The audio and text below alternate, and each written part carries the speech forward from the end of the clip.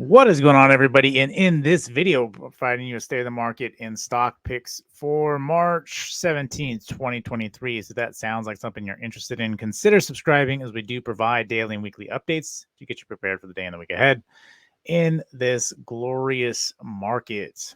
Glorious market indeed. So we got a massive rip. Now, this is something essentially now in our bank crisis situation that we currently got going on. There's some things to highlight this morning.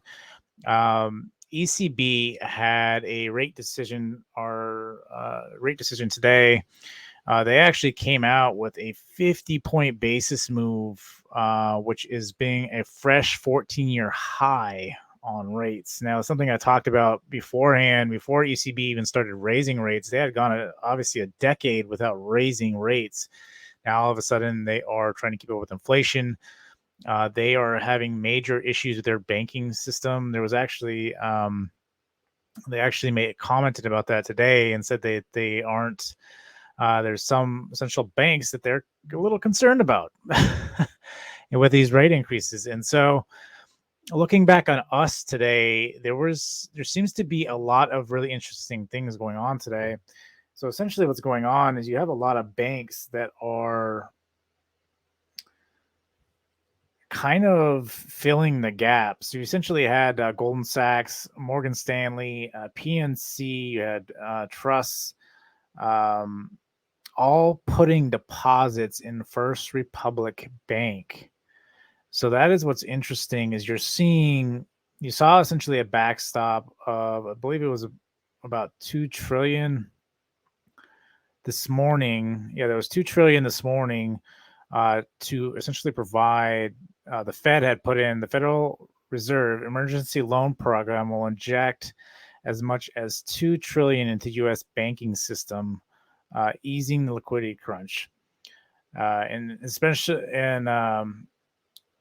reserving the impact of tightening. So what I'm expecting here is inflation is sitting at 6.6. Obviously get our first failed bank in SVB. The bonds are going crazy. People are not really trusting what's going on. It's very suspicious what is going on and very shady on a lot of stuff that's going on. People are well aware of a lot of essentially it seems like blatant lies and what's going on out there. No one really knows what's going on. The banks are putting in backstops. That's great, but history has shown that when we actually do start decreasing rates is when it starts getting really bad, right? And back in 2008, can reflect back to 2008, especially because now we are in a bank crisis right now. They are preparing for something major to happen, and whether that's be a ton of different banks. You have to understand there are a lot of the different banks that are currently out there right now. They have, or quote unquote have, billions, if not trillions, on the books. And so you're going to need essentially what they have allotted right now, 2 trillion isn't enough, right? If you have multiple big banks go underwater, that 2 trillion, you're going to burn through that 2 trillion quickly. I'm not saying that the FDIC, right? The FDIC can do so much, but nonetheless, it's still, this is what we're living for right now, right? And understand that last time the big bank, when you reflect back to 2008, right, it took a couple of weeks for the collapse to happen. It wasn't just immediate. And so after this past weekend, you're getting drips of banking information that's coming out, especially about today. So it seems like they're clenching their fists in hopes that everything plays out. And again, it's going to really determine what happens with Powell. Powell can undo everything by raising the rates. And so now it's more so at this point, if they hit a pause, we go into phase two. I think at this point, I'm really looking at and determining that inflation could steadily start coming down, potentially, right? That's in hopes that nothing else kicks off and makes essentially makes inflation skyrocket again. But right now, people are the things that do matter, rental units are still high. I've been looking personally at homes and stuff like that that are up for sale. Some of the prices are starting to come down. You're not seeing the price gouging so much. Some of the rental prices have come down as well. People aren't price gouging. You still have the couple one-offs or so where people are price gouging on things. But you have to understand too, when it comes to the rental units, and something I've looked into is condo fees, right? Condo fees have been going up. So people owning condos, right? Even if they're renting those properties out, just being a homeowner right now, everything is just so expensive that that's chewing up a lot of resources as well. So savings and everything are being chewed up there. And this is also why there's so much debt going on in the system. But people are trying to grow savings just in case that something happens with the credit cards and whatnot. But that stuff is really going to be exposed in this next earnings cycle, which starts in the beginning of next month in April. So we're about a month away from that havoc. And so we'll see what processes for the remaining of essentially March Madness that we're living through to see how it ends up. And then after March, we'll get bank earnings and then really determine what's going to happen. But we need to be focused on is obviously the next step. Powell right now, anytime he comes on, is going to really matter. But ultimately, I want to emphasize that we are in a banking crisis, and Powell can break a lot of banks by going just 25-point basis move, right? We found that sweet spot. The sweet spot is currently where we're sitting, and another 25-point basis move could break some of those banks. And I think the banks are trying to soften that blow by what Powell might be doing next week. And so to do that, they're essentially trying to enforce the walls before the chaos starts, is what it seems like. Now we'll see. We have a whole other weekend. It seems like every day someone is bailing each other out or putting in funds, right? And it's something I talked about over the past couple of days is that a lot of these banks, if there wasn't bank runs, that some of these banks probably wouldn't have folded, right? This is how a normal bank operates, and they have those assets, but if you pull your money out, then they don't have it. And that's what they kind of blamed SVB on. It's like you can point the finger, whatever. There was still a lot of problems, right? The way things were handled were not well. And that's the concern that there's a lot of other banks out there that are doing the same thing, especially after looking after the FTX drama. Yes, it's crypto, but it's essentially what was going on is the same kind of implementation that's going on in your banks, in the banking system. And so really there's no difference aside from maybe that people want to get rid of crypto, right? And so yes, there was a lot of other stuff that was going on there, shady stuff, but banks do a lot of shady stuff too, right? And we saw that with SVB. It wasn't handled well. All right, tell me any corporation that's 100%, right? It's very hard to get to a lot. And even JPM being the number one bank, right, they don't handle things perfectly, right? There's no perfect bank out there, and so there's still flaws, right? And so nonetheless, we're getting backstops, right? And the banks are trying to preserve themselves to get through what's about ready to come. And so again, if Powell raises another 25-point basis move, and maybe just trying to continue with the original schedule and see what happens, because you have to remember too, is you have the month of April, so there won't be any monetary policy in April. You're going to go whole 2 months before the next monetary policy. So it almost makes sense to at least give it a 25-point basis move to just in case something gets out of control. But the problem again is you raise it 25, you are going to break something. And so that's why I'm thinking they're trying to reinforce it before that happens, because they're all talking in there. They all know what's going on. Okay, this is what's going to happen. We're going to increase it 25. Do we have extra assets we can allocate? Whatever the case is, yeah, that's fine. But we're going to have to see, right? And then we have to understand too is we got a ton more money that's going to Ukraine. So we got billions of dollars that just got allocated, I think, to Ukraine again, which is just mind-boggling, the amount of money that's going to Ukraine. Let's see, there's another news article that just came out. 120 billion went into money markets in the week ending 3/15.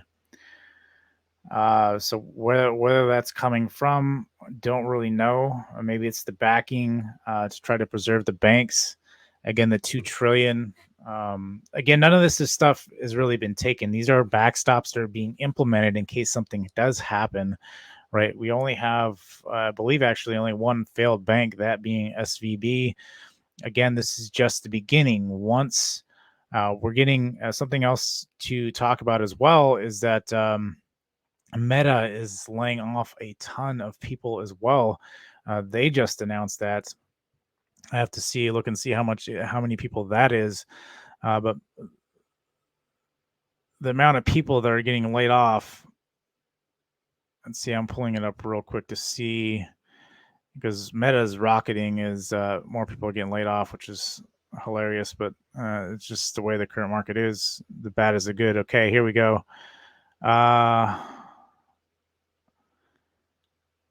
Tech layoffs. So this is interesting here. This has just come out. So Meta's been leading the way for tech layoffs. Meta has 21,000 employees.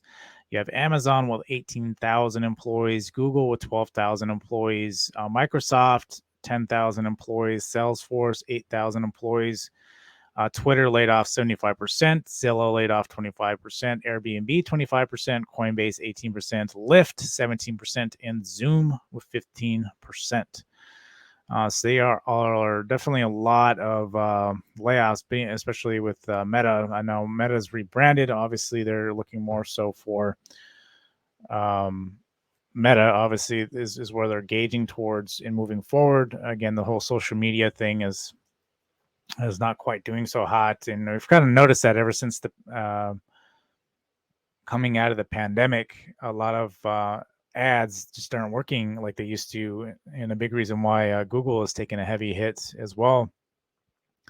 But with that being said, we really have to see. I think we're really trying to grease the skids going into next week, right? I'm sure there's going to be more news. This week has definitely been a heavy week, and like I said, when you have a big black swan right now, that being essentially the banks, the bank crisis that we're going through, you're going to get a lot of the news is going to matter more than the data at this point. Now it's news, and okay, what's the next move out of Powell? The next move out of Powell is going to raise it up and actually break the banks and actually see what banks survive next week, because that will be it, right? That would be the cascading effect. You get 25-point basis move. Obviously, it's going to take a little while for that to be implemented and see the effects of that. But as soon as it's implemented, then what other banks are going to fold the weeks following after that? And so you have to see each new week, every night that we have is going to open the door to potentially something happening, something breaking. You have to understand every day for the next couple of weeks is going to be very critical, right? And so you're getting since this weekend, all this week has been in preparation for what the next move is. So this is why I keep quote unquote bank crisis. This is what has changed. This is what's changed the dynamic of the market. We have something that broke. Now we're in a new phase. This is a new phase. Okay, well, this isn't part of inflation and all that, but we are moved on from that, because now again, if banks break, that would cause disinflation, and I'm expecting potentially a lot of banks to fold. I don't think the amount of money they have now is enough to say. It's not going to be enough to save everybody. That's why I keep reiterating. I think it's going to be a select few that actually live through this. So right now you're seeing the craziness in the bonds. Right now you're seeing a lot of money being allocated to banks that are suffering right now. Try to soften the blow and see what happens here. So again, we will see. But nonetheless, we wait and we go from here. So Powell next week, even still, the monetary policy will still be very big. If he wants to go flat, then you're going to go 2 months with just flat rates and see what happens, and see if more banks fold. That may be the smart move, but then you run the risk of inflation running up. But the only thing you do have backing you is that the core is still coming down, which is a good sign. But again, I think because you're getting tons of people getting more layoffs and getting more people losing their job, and so now you're actually starting to see that come in full cycle. And one thing to point out here too is we did look at we did do adjustment to we did revisions essentially to the core as well. So I think there may have been the peak of inflation at one point, and now we're starting to see the roll off. But the adjustment for 1 year is to, I think, in around the May 10th area, is you'll have that full schedule where inflation is actually coming down. So you may see a big jump in disinflation at that point. We have to wait and see if once that revised report comes down to that actual year mark, that we'll actually start to see that potentially start playing out. So, and we'll get a lot of adjustments on forward guidance and stuff going there. But again, I think if a bunch of banks fold, it's going to accelerate that, and it's not going to matter about the data that's coming out anymore, because that's going to be the catalyst that's going to put everything under to see huge dip inflation and in effect the money circulation, right? It's something we talked about yesterday. So we wait and we see. But right now, the market is preparing for something big. You have to understand that's what's going on right now. The market is prepped. We found our black swan. We are preparing this week, and then we'll see what happens from there. So the next move is on Powell. So technical wise, we had a big shoot up again. I think this was more so the other banks bailing out First Republic. So you're getting a lot of backing at the 2 trillion as well. So you're getting that. That's where this pump is coming from. There's still a lot of concern about what's going on. And so, but you're easing bank runs is what you're doing right now. You're trying to ease the minds for bank runs, because that's the last thing you want is more people to start running for the banks. Again, you get another bank blow up, that's going to be a huge problem, and especially over in the EU, right? They're concerned about losing some banks, and they will. They'll be the first to lose it, and then we'll follow suit. So right now, we may get a little pump until then, but again, I think this is going to be short-lived. So nonetheless, SPX looking to see if we can break out tomorrow over the 4K, or even try to see if it'll break that tomorrow. We have to realize tomorrow is options expiration day. She might get some additional sell pressure, so this might just be a pump, artificially pumped because of the backing. Tomorrow we may get some selling, may come right back down, maybe below this full body candle here, so roughly back under 39.40, and then sell back down here to the low of today. And so we'll see how we open there. Let's go back over some of these other ones. The dollar, again, still holding. Again, it's still, this is what we have to understand, it's still anybody's game, right? It's still the bulls, it's still the bears. It could be anybody's game. Right now, I'm taking one step closer to the bulls because I see my catalyst in the banking crisis. And so I'm ready and prepared that if we dip, that would be the dip. So I'm more confident into the upside, but I still need the banking crisis to play out. And so if that makes sense, I still need that catalyst to play out. I found my break, waiting for the catalyst to play out. So we see, but the dollar here, again, could still rip. The dollar is going to rip. If the banks start folding, and how long it takes for that, could cause this thing just to rip, right? It doesn't matter if it sells back off down to 103. If the banks start breaking more, this thing's going to really start ripping again. So I think it's got one more last push in it. But again, we'll wait and see. Bitcoin, again, hovering roughly around the 25K mark. Again, I think it's going to do one last dip and then the rip. Potentially not rip. I don't think the market is going to start ripping up from that point, but I think overall the direction of the market will start going up after this bank crisis plays out. So, and then we'll see from there. Again, I think this is going to turn over just like the market and sell one last heavy time, and then potentially a crash, right? I think you might get a couple days of some really heavy selling, and then that would be it.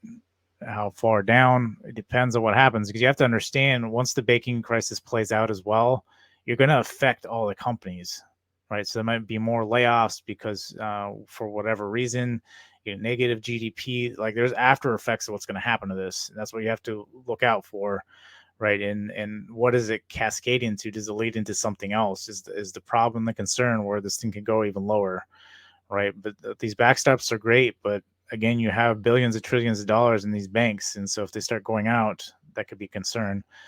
So just be mindful of that. But nonetheless, you still need to be able to pivot. Is it enough? We'll see. The weeks will tell us. But again, it's still very much in Powell's hands and can be changed very easily on what he says. So maybe 6% inflation is not good enough. It's still very high, and that's the problem, the concern, and why things are breaking, and why Powell may need to continue to lay down rates, especially if they're going 2 months without any increases. So, all right. So Tesla again could be higher low. I still expecting this thing to turn over, at least fill this gap. I'm still expecting 140. But we're gonna have to see here. Again, we are getting back into. We'll be back into earnings here in about a month. Still a lot more selling could occur. We have to see what happens. But this little choppy pump here really isn't anything. So kind of waiting to see how this does play out moving forward. But you want it to hold essentially the 167 if you're a bull. If you're a bear, bulls needed to break out over the 187 tomorrow. But again, you have to remember that there's a very hard ceiling up here at the 220 mark. So, and it attempted multiple different times and didn't make it. So, Tesla, I just think is going to sell off even more. Just a hunch. But again, right now it's going to be choppy until we know for sure. Right now, we know things are bad, but we'll have to see NVIDIA. Huge rip today. Again, it supports a lot of AI and everything else, and I think it will do very, very well when everything essentially when we start coming out of this recession that we're in. NVIDIA, especially being what will be considered the pick and axe of the gold rush, right? And so kind of really watching NVIDIA at this point. I think right now it's got just too much good going for it, especially since it supports ChatGPT as well. So there's a lot of pluses for it right now, especially after everything else that's doing really bad. So really kind of seeing what happens there. But again, we'll wait and we'll see. Meta, I just want to point this out. I don't really watch Meta, but again, massive drop down to 1 hour, massive rip because of layoffs. Absolutely absurd, but nonetheless, we'll wait and see what happens there. But it has, again, a huge gap because of earnings. We'll see if this thing turns over and starts selling. Again, because of earnings, you want this thing to cycle off, right? Normally it's been a month, and this thing is just kind of held and then continue to push up. So you want this thing to sell off before going into the next earnings. I'm sure there'd be some reason or some lawsuit or whatever. Meta kind of gets in those cycles where it gets a bunch of lawsuits and it sells off a lot, and then all of a sudden it starts picking back up. So, but nonetheless, if the whole market starts selling off, it could be a big concern. BA, again, just chopping around again. The market needs to know what's going on. There's still a lot of too many what if case scenarios, and that's a problem we got to get through. Is you got to limit it to what if scenarios. Again, golden or JPM still holding the 128 like a boss. So we'll see. Again, this is the only one that really has a lot of meat still left on the bone. Goldman Sachs absolutely got wrecked. So it's taking back that parabolic move. This is what I talk about. You're going to see that move come down eventually, and it's going to take that back. So we'll see what happens there. Again, if banks start folding, and you start seeing, I think we need to see what happens over the next weekend. It's going to be over the next couple of weeks, but I think this weekend is going to be very, very critical as well. And then you have Bank of America, which I believe is the number 2 bank as of right now. Again, rolling over. I think this thing could still come down even more from what it currently is. Now, this is the monthly, but you have support here roughly at the 23. I can see this actually selling down to the 20, if not more. July of last year, we got really wrecked pretty bad. So again, we'll see. We'll see what happens. I think these there's the 08 crash, which is interesting here to see how this played out. And this is what was kind of the concern is, the 08 happened. Talked about a lot of bailouts and everything here. and massive sell, bumped up, and then kind of just hovered, and then massive rip. This is the kind of move I'm looking for here. As you get a lot of choppy, indecisive, and then massive tear down, and that's the last one, and then struggle, retest, and then start pushing back up. So and that was a big sell back in pandemic, big drop. And then this year, I got all that pump full of money and then drop. I think we got one more big drop in store for everything. Whether it breaks below that, I don't know. But I think this thing has got one more big foot down. We need that huge break. You have to understand that you had that huge surplus of money. It's not helped anything. So I think, again, you're going to see this thing break down one last time before that happens. And like I said, we have our catalyst, and that's what I was waiting for this whole time. So with that being said, I want to keep rambling, but that's what we got. We'll see what happens. Again, the news is going to matter. What happens with the banks right now? I'm more so just watching news and seeing what the latest developments are, seeing if anything happens, because that's where it's going to be at. ECB is not playing around. Let's see if Powell's not playing around is the next thing. So tomorrow's Friday, and we do have options expiration. We'll see where we end up in the morning, and then we go from there. So I'll see you guys on the weekly update.